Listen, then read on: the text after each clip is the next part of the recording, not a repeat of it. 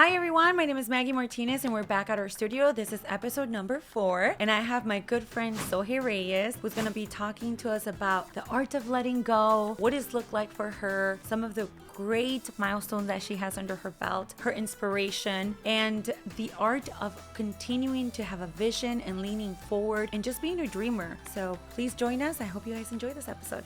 So, hey, thank you so much for coming today. I'm very excited to have you here. Thank you. And for doing me the honors of, honestly, always showing up. You're one of those people that have been very consistent in my career and in my life. Thank you. And you're definitely a mompreneur that I admire. So let's get right to it.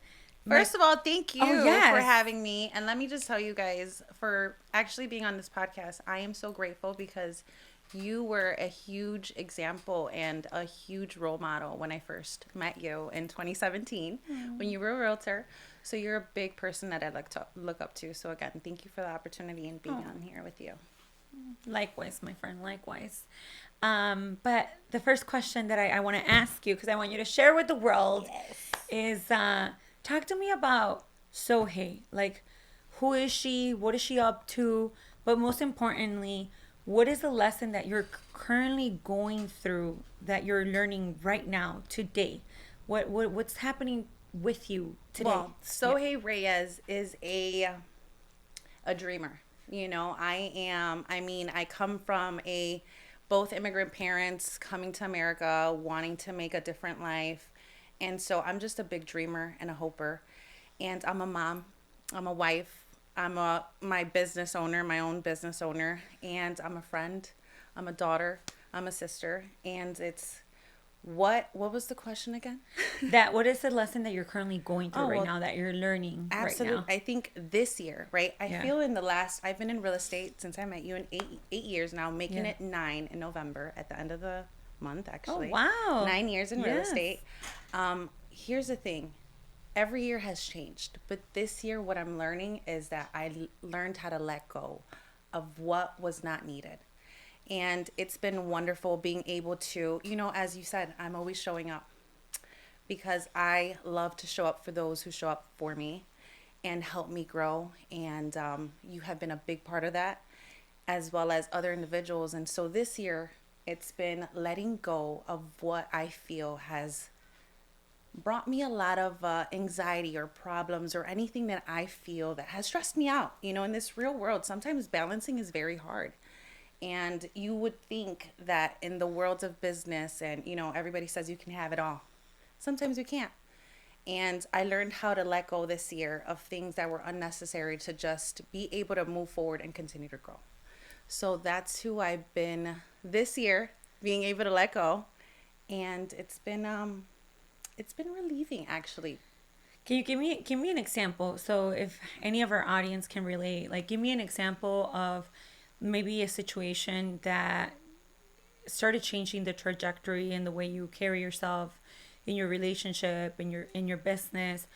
What does this journey of like letting go, where did it come from? What made you realize like, wait, I have to recalibrate the way I do things because it feels heavy and it feels unnecessary and it feels like on top of everything else I'm doing, this continues to show up in a way that just feels like it's an unrealistic need, right? I think what happened was I burnt out. Okay.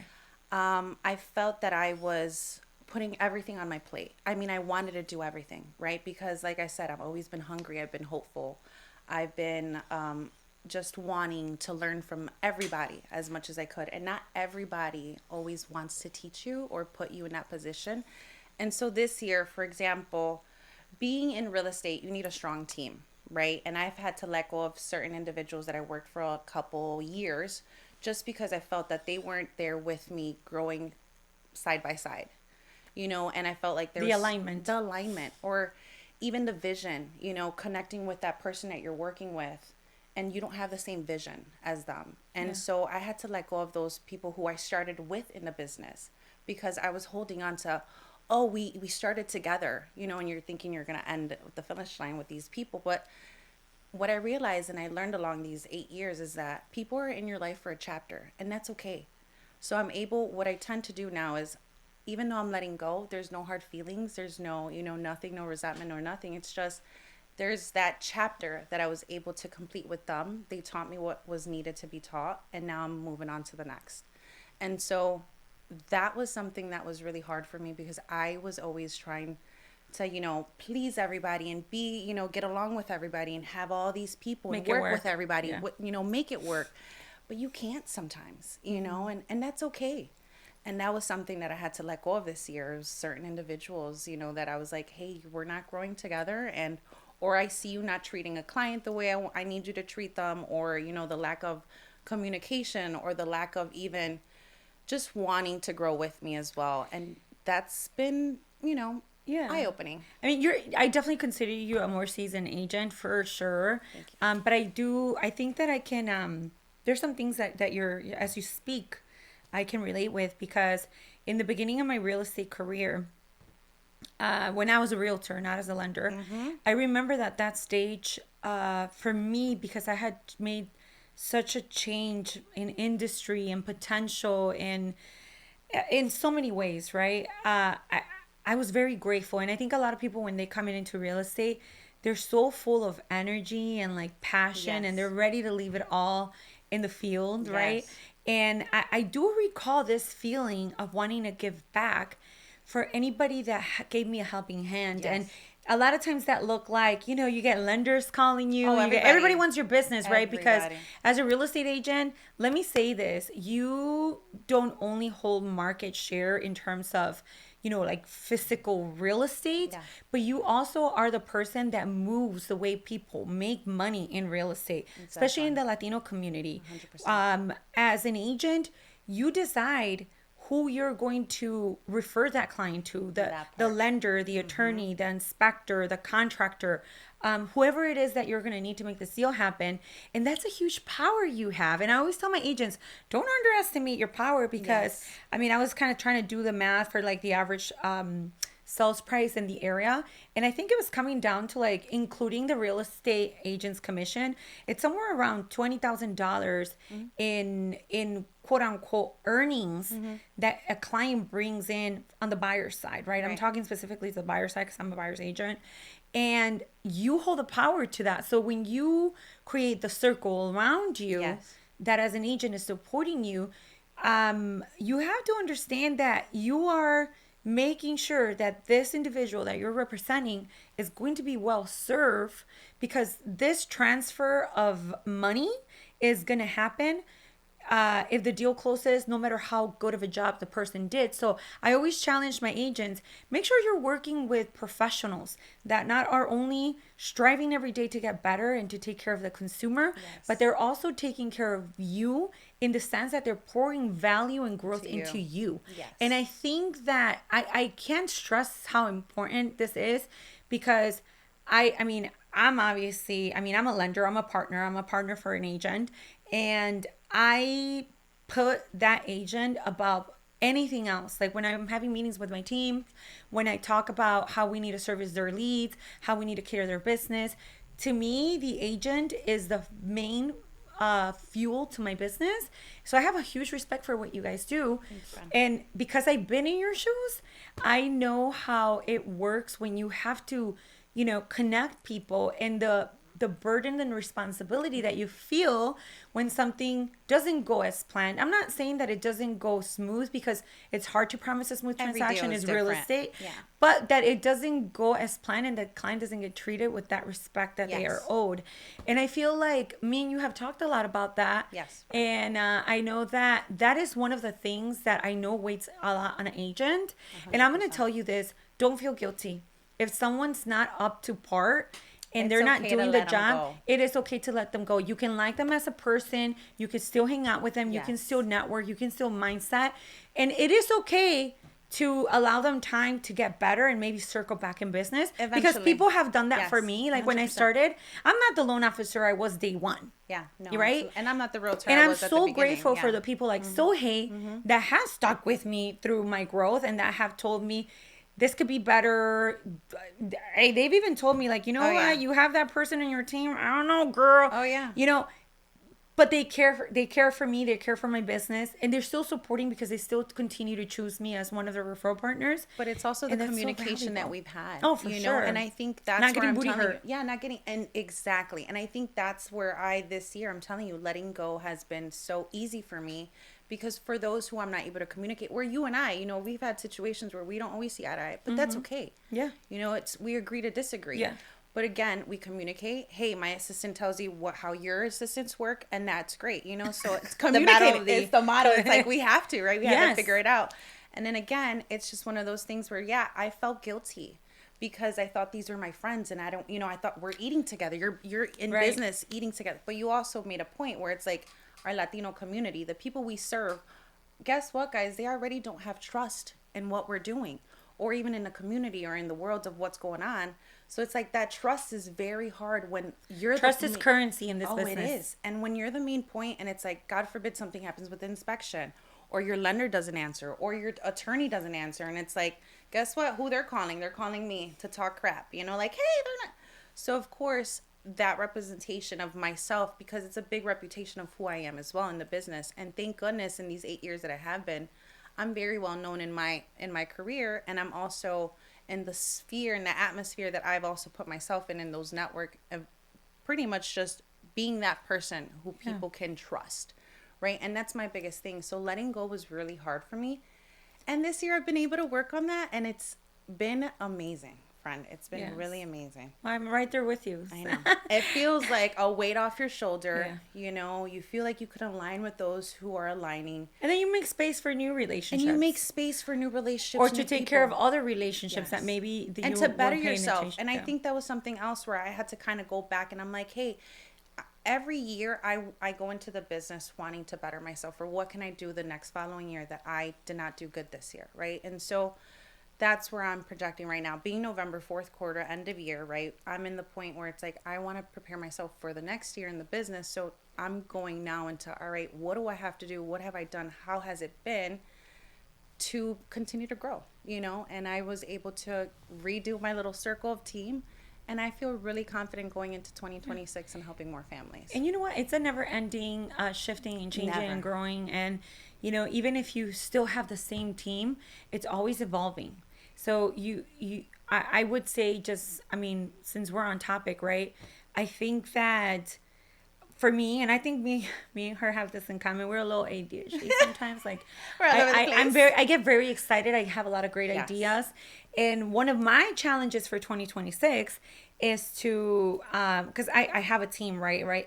And right now I feel like we finally reached the place where I know what's expected of each role. I feel like your team is strong right now. Like, oh yes, it's beautiful. I'm so blessed. And it's so hard to have a team. I mean, I've been trying to grow a team for the last 3 years. I had to get rid of assistants. I mean, it took me years to get here. And when I see you, I'm like, oh my God, how do you do it? You know. But I made mistakes. I fired. Yes. I fired myself. See, and so surrounding myself with people like you, where you're like, hey, it's okay. Yeah. That's okay. It's like, all right, I can do this, you know? Yeah. So I'm so grateful for having strong women and mompreneurs like you, because I get to learn from you guys. And it's like, all right, I got to better myself so I can better my business and keep growing. And know? I do think it all starts with personal development. It is huge, because we have our own traumas. We have our own issues. I mean, the reason why we got into real estate, the reason why who we are and why we keep What is the reason that you got into real estate? I got into real estate because my mother, being first generation, my mom always wanted a house here.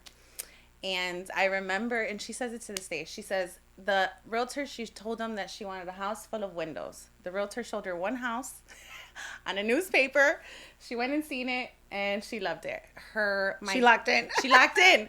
Señora. Apparently, she borrowed $1,000 from my tia, which is my aunt on my dad's side. That was her down payment, guys.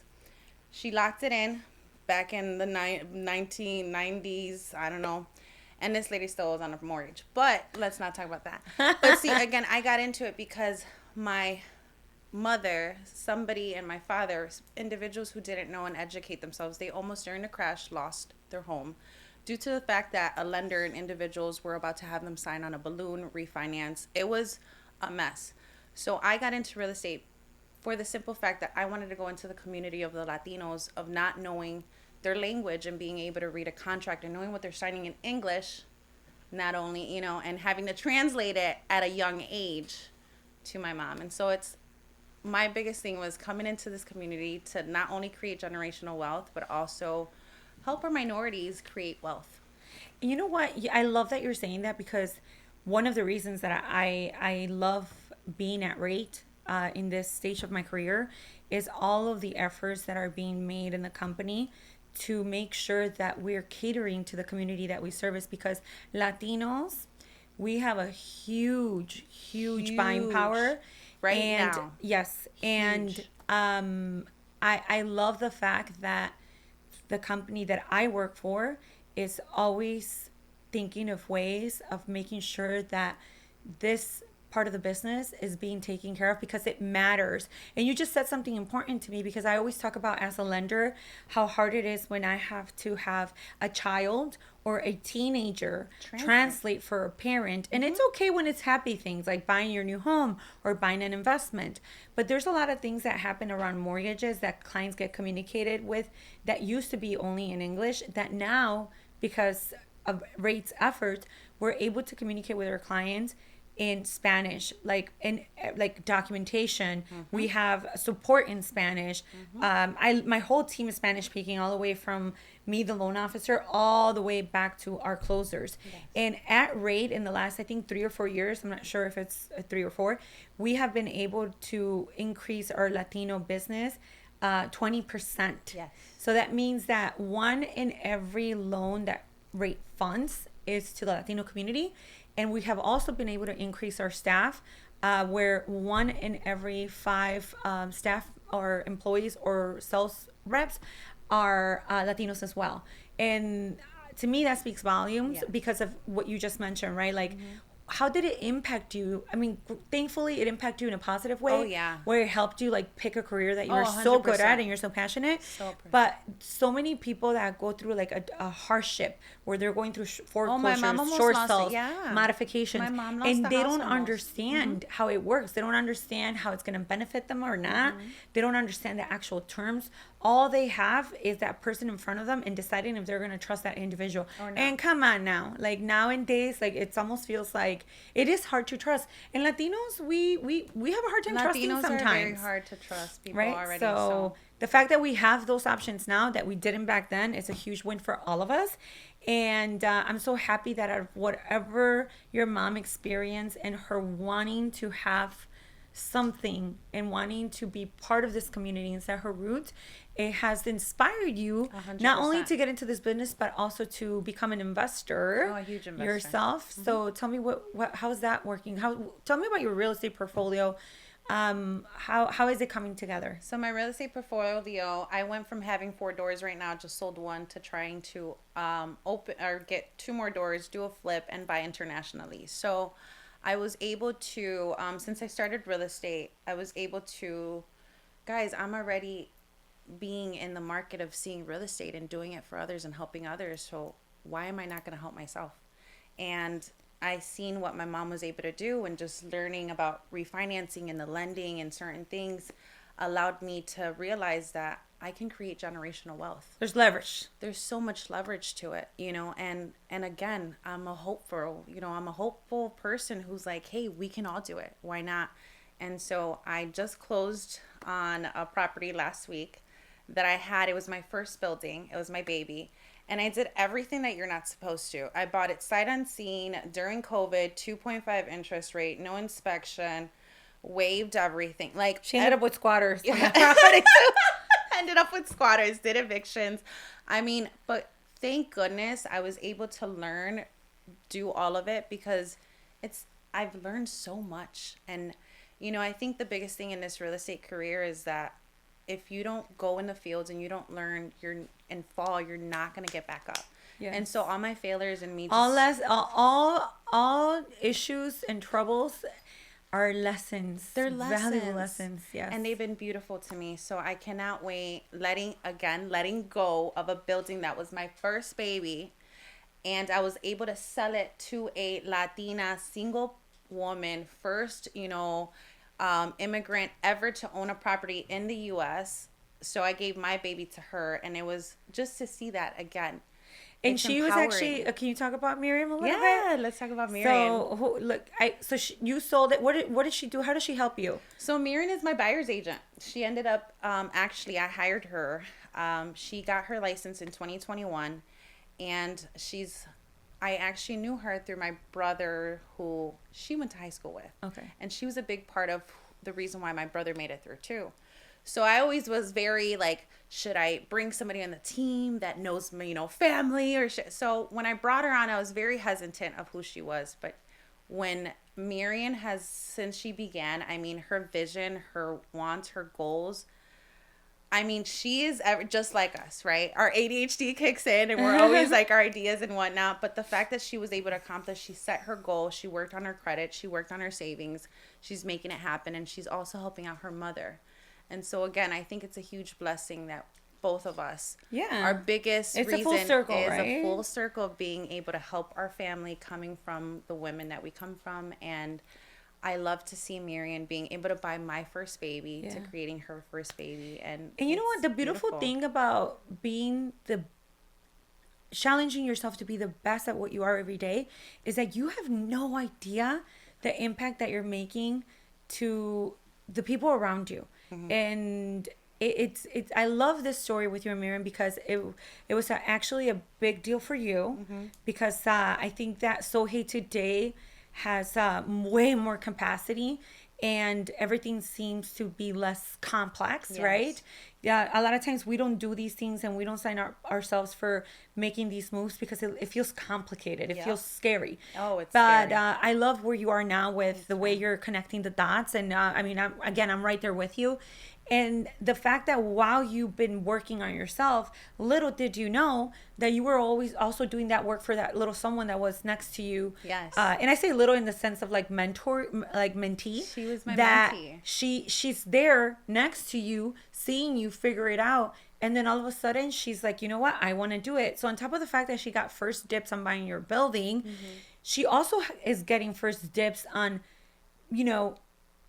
being behind you because you're paving the way. And this is the true gift in this business.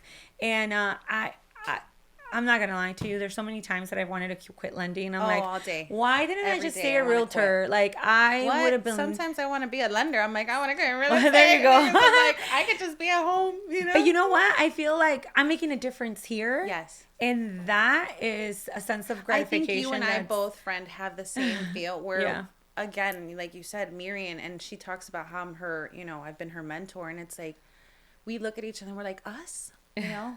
Imposter syndrome. Imposter syndrome. Huh?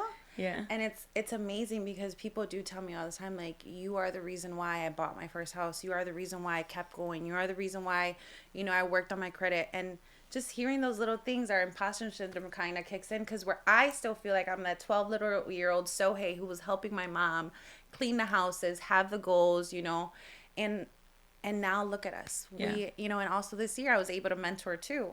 And my mentees, guys, have been killing it. So not only have I mentored my buyer agent and my team, I've been mentoring other agents, and it's so filling. And then you do this while you're a mom and a wife. Yes. So talk to me about Zion. Oh, my baby. So today was All Saints Day, and I spent my morning at church with Sion at school. My husband is a first responder, CPD, so, that life is really hard too. Power to him for being in that.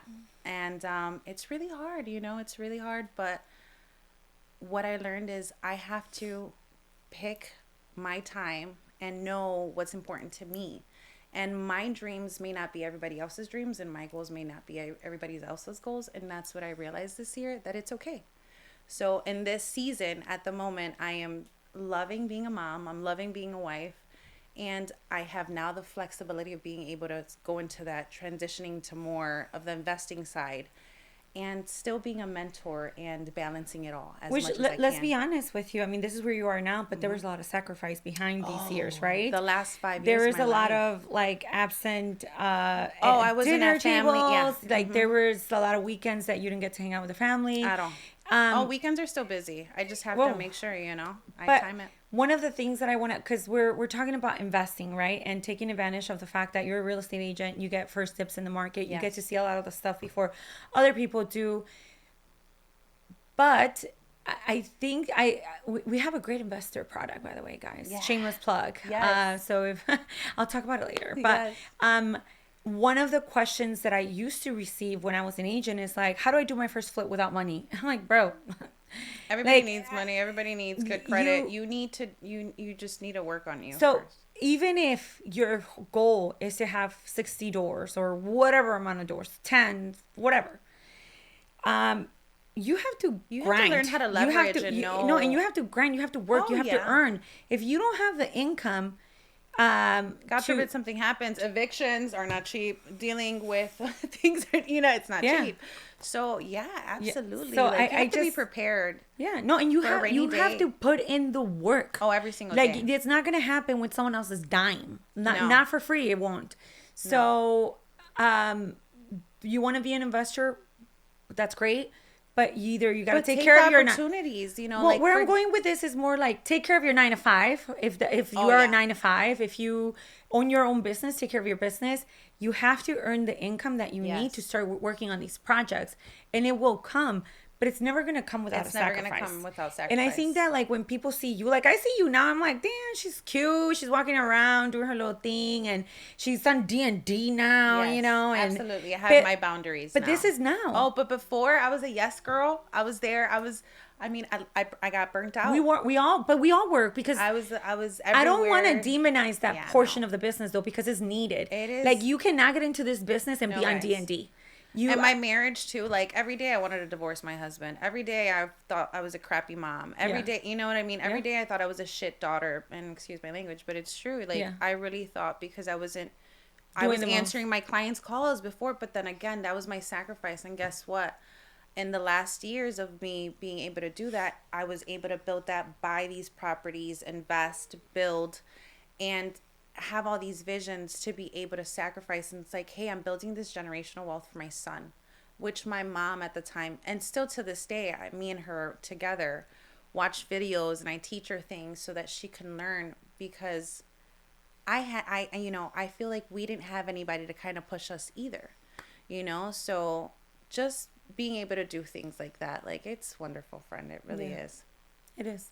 It is. And I think that I always like to talk about how sometimes it could be a little toxic, like the grind mindset in real estate. It is toxic. It The is. go. It is, but It's needed. it's needed to there is I think that Sacrifice boundaries are needed. there is a way to give it. You have to give it. You have to go in there and put in the hours. There's no way around it. There's I no really way don't around think it. so. No. But there is a way for you to make sure that you have a plan as to why you're doing that. And I think that that is the biggest difference between resenting that phase of your career Yes. and not resenting it. And I can say that every single those years, those 3-4 years Yes. where I was I'm so like proud of them. always connected, I knew why I was doing it, which is why I'm proud of myself, my kids, my husband, and everybody that pulled through with me in that stage. Yes. Because there was a vision and there was a plan. If you're doing this without an end goal, then you really just are running crazy. on You're a hamster and running around the eventually wheel. we all figure it out. We Yeah. figure it out because we all have our own design of life. And that, like I said, my Yeah. goals are my goals, your goals are, Yep. and that's okay, And so how do we help each other to get there? And that's where I'm at now, And And you will it's- gravitate. The world will come. Like What's meant to be will yes, be. Yes, what's yours is meant to be yours. I've always said that, even with my clients, with everything in life, it's like in listings and as a realtor, it's like what's mine will always be mine, and what's yours will always be yours, and that's okay, Yeah. And I can't have it all. There's an abundance. I Yeah. feel like there's an abundance, and I think that's why I've stuck so long in the real estate world, that abundance is always going to come. And I love your mindset. That's Thanks, something I love about you. Do you have any advice for any entrepreneurs, real estate lenders, whomever, specifically our moms that are maybe in a different phase of the journey? What's the advice that you have? I think the advice for me is you can do it all. I mean, we can do it all. You just have to know what you want, what makes you happy. And at the end of the day, we can do it all. And so we can be boss bitches. We can be the greatest mothers. We can be the greatest wives. You just have to know what makes you happy. And at the end of the day, you have to pour into yourself before you pour into others. And don't forget to pour into you. Beautiful. So thank you so much, friend. Thank you for being here. And I can't wait for for us for our next day too. for our next projects. Yeah. Thanks, you. friend. Bye.